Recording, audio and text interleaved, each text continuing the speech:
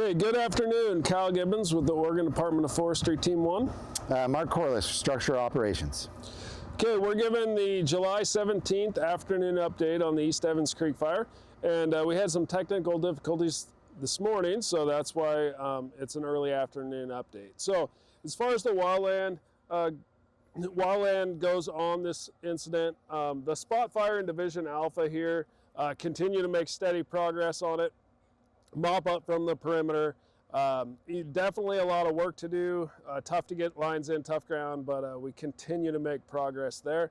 And then work around in Division Alpha, we're continuing to hold this line. And then as you can see, we have a little bit of a dozer line here that swoops out. We call it a catcher's mitt. So we were trying to hold this line for the last 4, 5, 6 days. So draw point 17 up to 35, and we kept losing parts of that line and trying to tie it back in. So eventually it was too compromised to try to tie it back in, and so then we fell back to our secondary line, which is right here. So crews have been doing some tactical burning along that line, so just getting it tight so there's not a lot of unburned fuel between the fire line and the fire. So that's been going on in here, and then primarily they did that yesterday evening, and then today crews are in there trying to hold that line.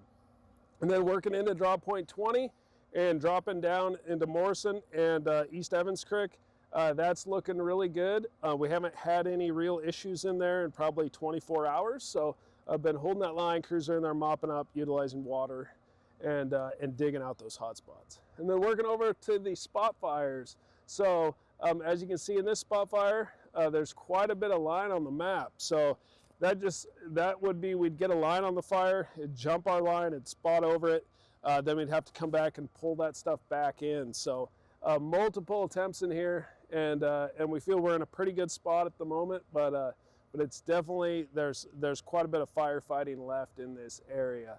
And then moving on to the larger spot. So we have several areas where we have some direct line and then a little bit of indirect line. So there's some unburned fuel between the fire and the primary line. So we'll have crews go in and try to get as direct on the fire line as possible. And then if that doesn't work due to conditions, steepness of the ground, or if the fire activity is too high, then we'll have this backup line to be able to let the fire hit and catch it there. So, and then the most active spot on the fire currently is this right here, kind of the south tip of this largest spot fire on Board Mountain. And we have crews, heavy equipment getting around trying to pinch this off as we speak. So they're getting close to being able to pinch this off, and then we're trying to get it done before the inversion lifts and that afternoon fire activity picks up. So that's been our biggest issue the last several shifts, is that afternoon fire activity.